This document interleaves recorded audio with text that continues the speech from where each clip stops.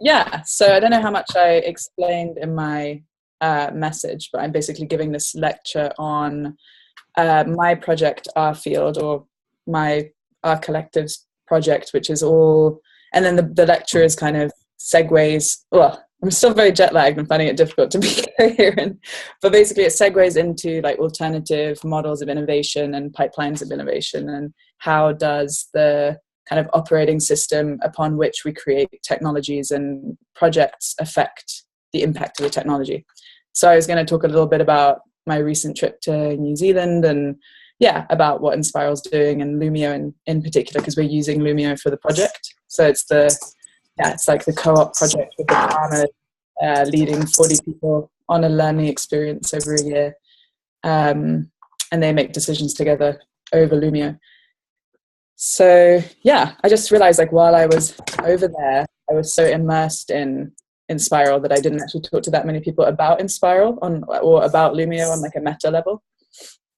So I guess I'm just interested to find out about what are the principles that Lumio has like stuck to steadfast throughout its journey to make sure that it doesn't get derailed into like a monopolizing, profit-focused company or technology.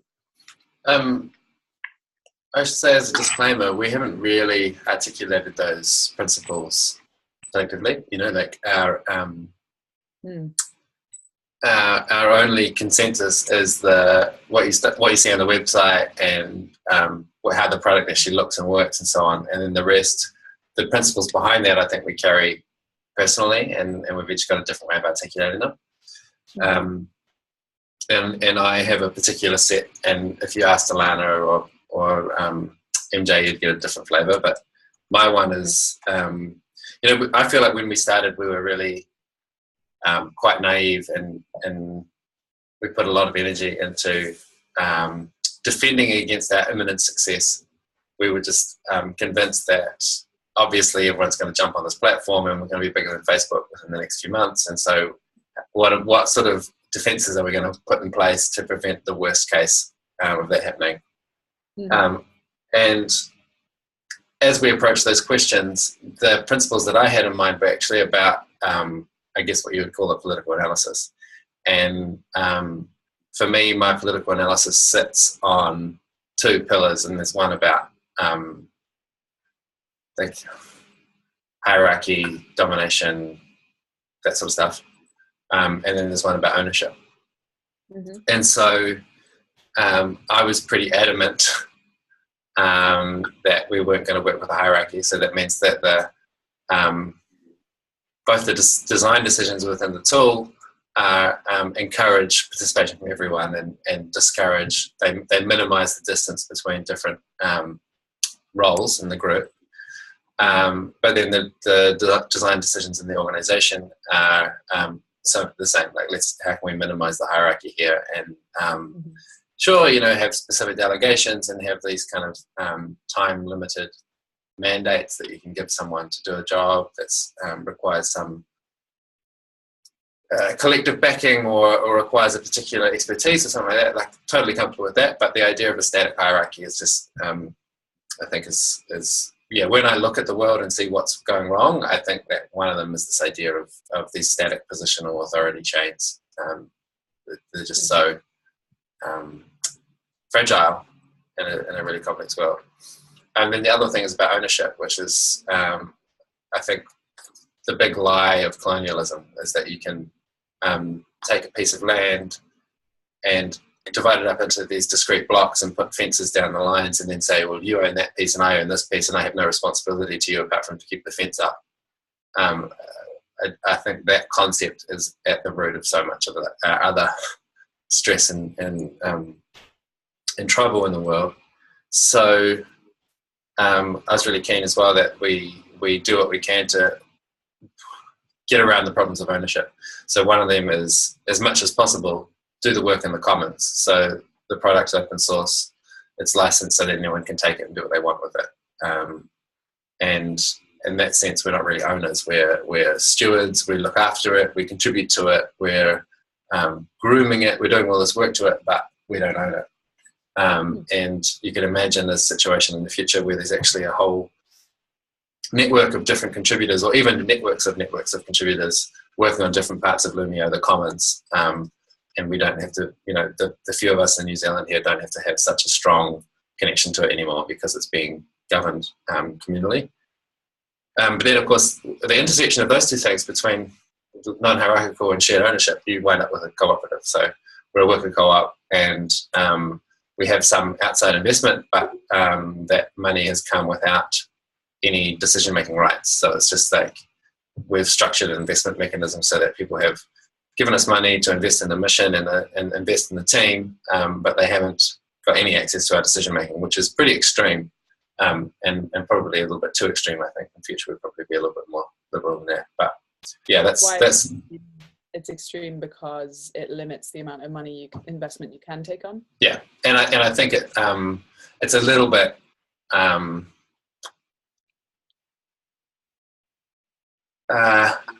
I think if we'd had a different system that allowed for investors to also participate in the governance, I think we would have learned more from each other.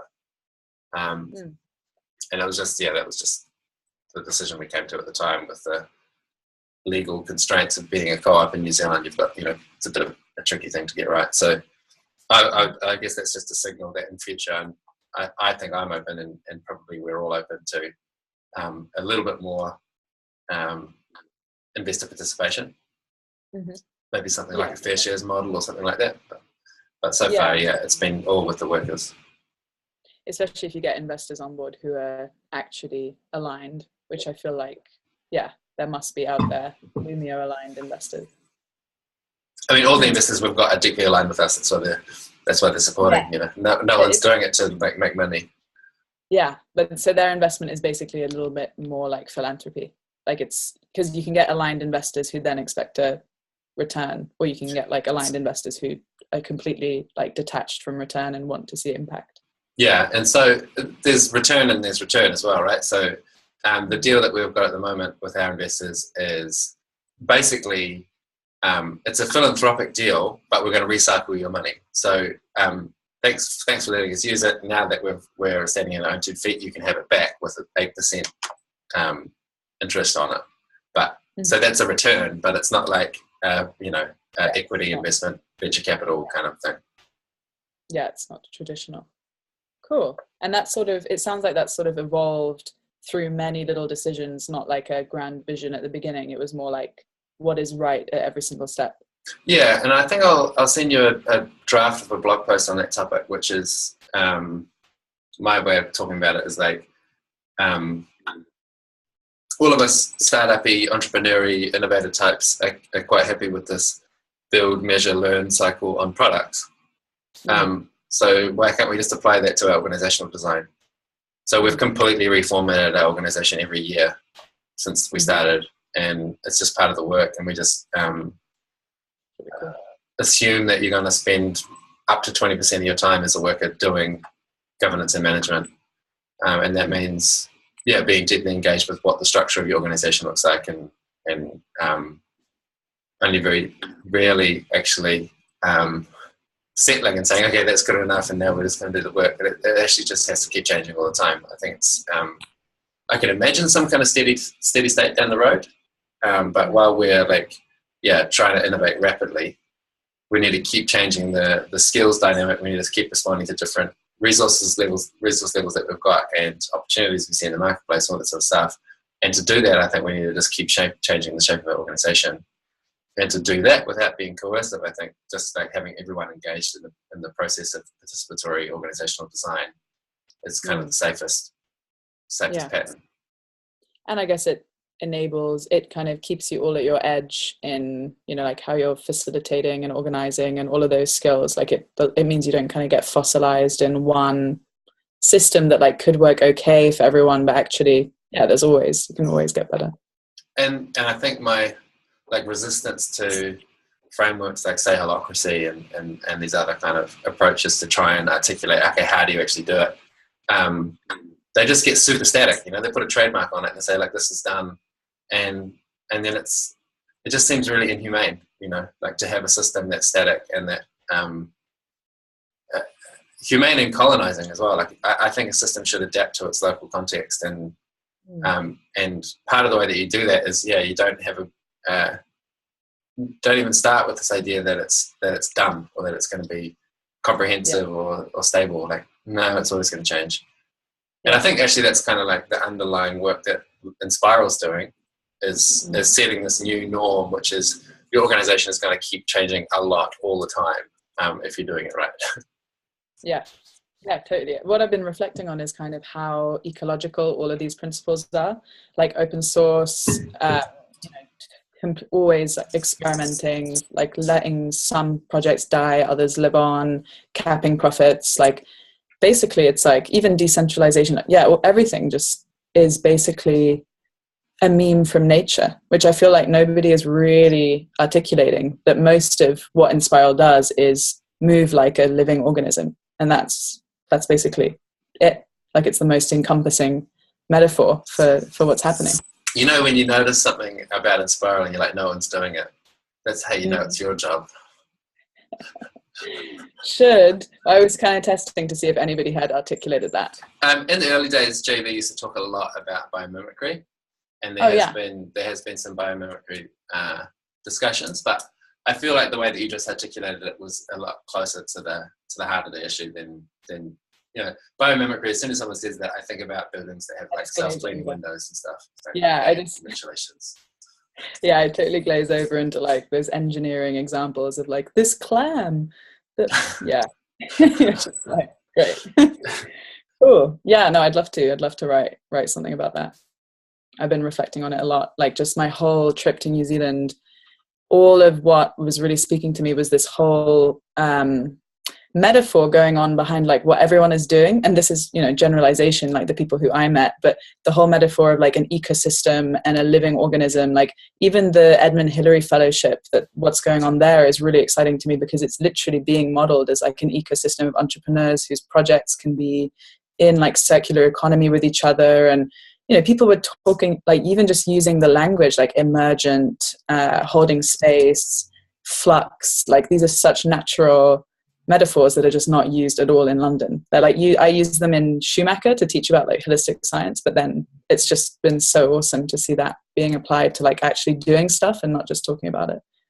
So the flip side is then how to make that language accessible, because it isn't used. And I was talking with one of my Inspiral buddies yesterday who'd been away for a long time, and she came back and said, it's really off-putting, some of the language that we use. Like, it's one thing to talk about like ventures and catalysts. Like, okay, we've designed that specific term to mean something. But her example was container building.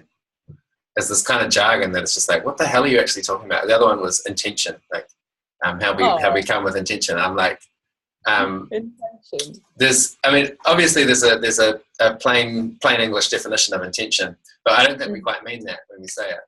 And so I'm like, how do we keep unpicking? Like, I think we need this kind of language that signifies something, and we gather people around that language, and it gives us like a shorthand to get to the heart of the matter. And how do we dissect it into really, really accessible, like, this is really straightforward stuff. Like, container building is about how we come together and what kind of stuff we want to do together, and how, who's going to hold it. Like, that's a really tough tension point, because actually these truths kind of lie beyond language. So like by identifying kind of jargon words, we all start to like know what language to use for the thing that we don't really know how to explain. So it's like, it's a tough one, because you don't want to fall into like jargon, which then actually loses meaning and also isolates people. But then, there's something very beautiful about these metaphors being, because it's actually creating reality, like the words that we use. And it's part of the reason I'm so obsessed with publishing everything, is that if you've got a public audience, it just continuously reminds you to speak in accessible terms. Yeah, true. True. Another one is swarm. People use that a lot. That seems to be like the coder language as well. And then you've got this other thing where you've got an advancing front of language, like swarm, like decentralization, and I feel like I'm on the second generation of those words. Horizontal is another one,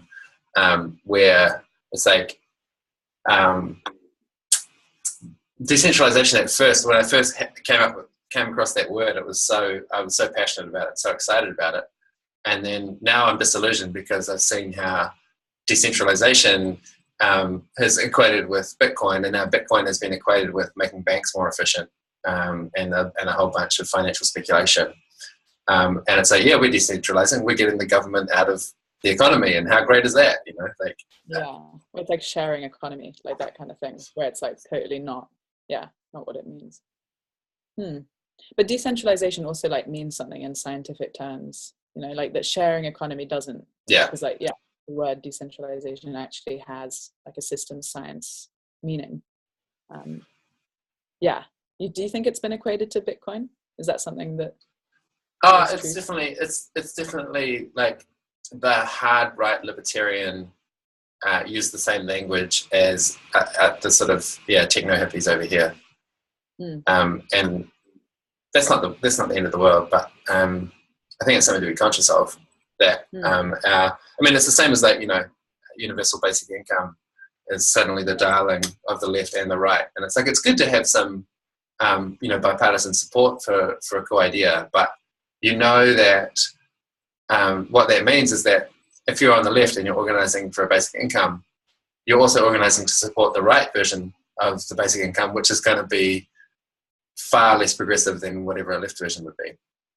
Yeah. And so we're going to be super, super cautious about what language we use. And I don't think there's such thing as an uncapturable term. The closest we've got, I think, is commons. I think commons is pretty unassailable. Still solid. But even that, it's pretty small. Like when I actually talk with activists about commons, they're just like, what now? Yeah, commons is still feels very underground. I often like purposefully re-immerse into like groups that are very different to the ones I would like to be in all the time, just to get like that reality shock. Like I Skyped this like very techie rationalist entrepreneur who was like a couple years older than me at university, just like last night, really spontaneously, and just got such a wake-up call of like talking about Inspiral, and he was just like, you sound like you've got pretty alternative these days. And I was like, no, like what? And it's like, oh my gosh, like I've got you just forget, like your shifting baseline is really shifting baseline is really interesting it's interesting to actually ground back to like, oh wow, this is the mainstream. Like I sort of thought, all entrepreneurs are like this. Like I thought entrepreneurs were kind of like out of the mainstream, but actually we're just like very fringe. Which is a little disheartening. It's just like, oh, I sort of thought, you start to believe that you're part of this like throbbing mass that has loads of momentum, and then you suddenly realize like, this is very, very fringe. But I don't know. It's an extremely privileged fringe at that. It's not just any fringe. Yeah, it's like we're in this lovely little bubble, and that's a big motivator for me on this trip that we're about to go on. Is to test like do all these like utopian ideas that have emerged from extreme privilege, do they actually translate into much more contested spaces, and can they do any good? I'm optimistic, but I want to have that validated by a lot more groups of people. And plain language is going to be the first step in testing that. Yeah. Wait, what is? Plain language. Plain language. Yeah.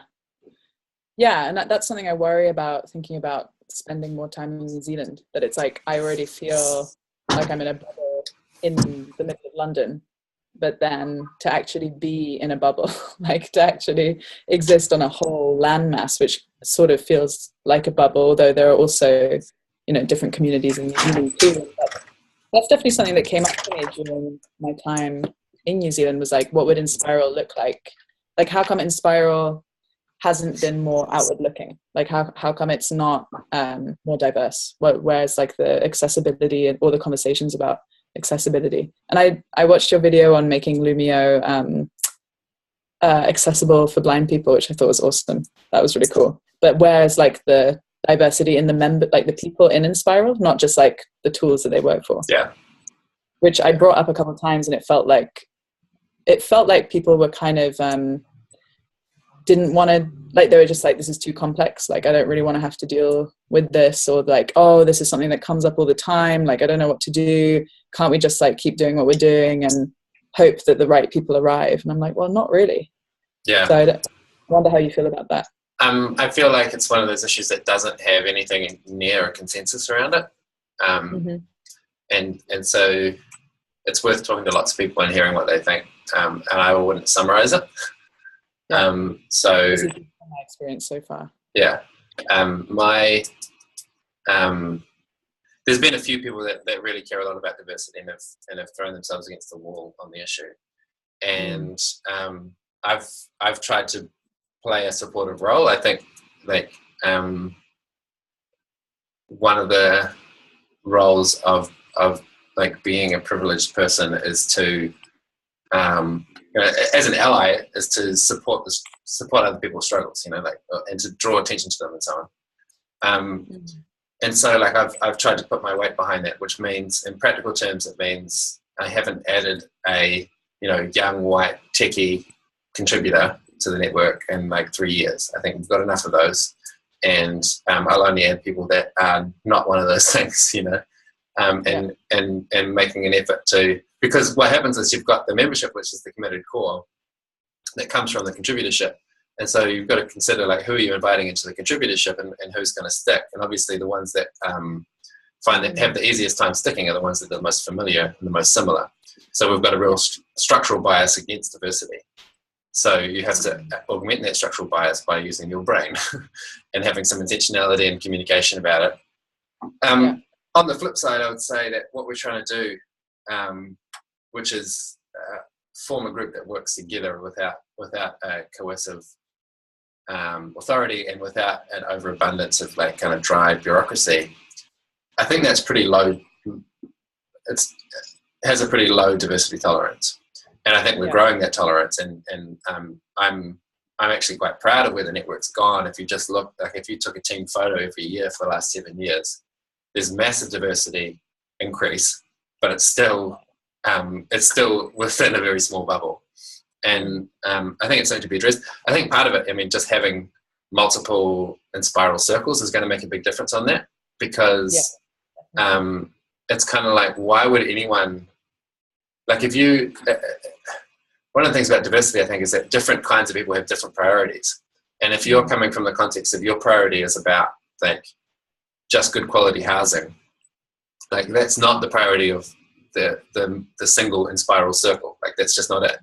And so why would you come in and try and move the whole thing to make it that priority? It's just like you wouldn't start there, you'd go and do it with your own organization. But if there's multiple circles underway, I think there's going to be much more space for that diversity of priorities, and then you get the diversity of people come. Yeah, no, that makes sense. They need to be actively, invited in personally. It's not just like, it'll happen. Yeah, and I just wonder whether there's space to formulate some sort of, just like naming that, just like, notice who we're inviting, like, or just something to be noticing. I feel like that wouldn't be like a harmful thing. Well, it's like that. I've named, and a bunch of us have named a lot of times within the member circle. Because it's the thing as well, like if you get 300 people and you have this conversation, like quite often that conversation turns into a shitstorm at worst, or at best it turns into this like just kind of useless chat where everyone's kind of got some ideas that throwing up and no one's doing anything. Whereas within the membership space, it's like we can talk about this and be honest and look each other in the eye and say, what are you doing about it? What am I doing about it? How am I preventing the diversity from growing here? And those conversations are happening. That's good. This is really not about like blaming or judging. It's more like I'm like exploring and finding out what's already going on. I was going to say something before the diversity question came up, which was on language and like being in a bubble and stuff like that. My reading at the moment, which I'm also hoping to validate on the road, is that what we're experiencing right now in the West is like this complete foam of meaninglessness. People have lost a sense of belonging and a sense of purpose, and they're just like bounced around in this turbulence, and they're completely clueless and hopeless. And any random idea gets traction and it's a meme, and then suddenly it's like, oh, we're going to leave the EU, or we're going to elect this bigot, or it's like these random ideas seem to get traction really, really quickly. So I think there's an appetite for new stories, for new meaning, for new words, for new purpose, for new community, all this new forms, all this sort of stuff. So to prototype that within a bubble, and then to try and inoculate the world with it, I think is a reasonable strategy. And personally, I'm not too concerned about spending too much time in the bubble. Like I want to leave the bubble, but then I'm definitely coming back. Like the bubble's my home. It's like the utopian meme production facility.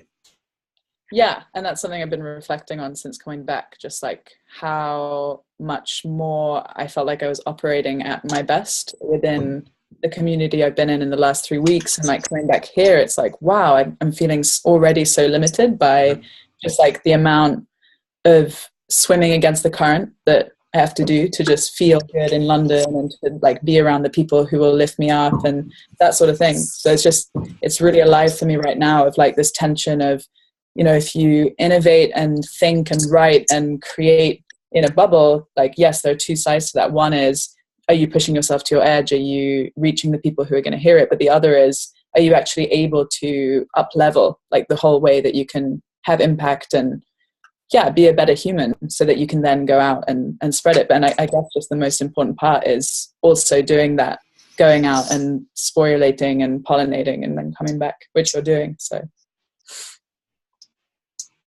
yeah. What are you doing? It looks like you're taking a secret selfie or something.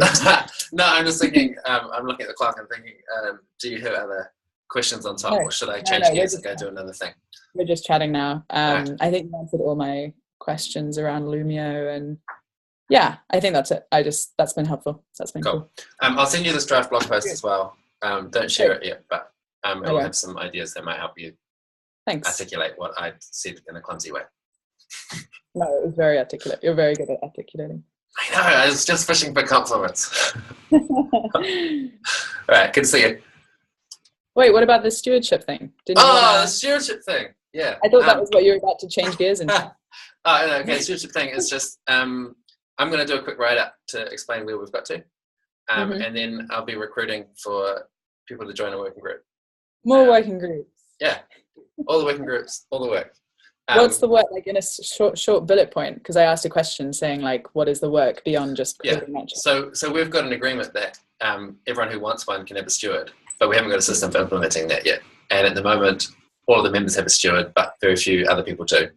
So we need a system. We need someone that's going to play the matchmaker and is going to like maintain when someone has to drop out. They're going to spot, okay, well, we'll help you into a new circle, all that sort of stuff. So it's like, is matchmaking important? Like you actually choose who's with who? It's important, but versus just it's not like making sure the relationships add up to something, but just making sure that everyone's got someone is important. Okay. Yeah. Cool. My mind just immediately jumped to having like a Google Excel spreadsheet with just like adding a new name, but that's a very unhuman way to do it. No, it's not. That's perfect. It just means that you're a natural for this kind of work. Cool. Hands off. Good. All right, I will let you get back to your day, and just let me know if you need anything, by the way, in terms of connections or wherever you're going on your travels. West Coast, I've got lots of people I can connect you to. Sweet. All right. You sound very well connected with activists already. Good. We're okay, but I will probably ask you for some more in the next few weeks. Yeah. Cool. All right. Have a good day. Ciao.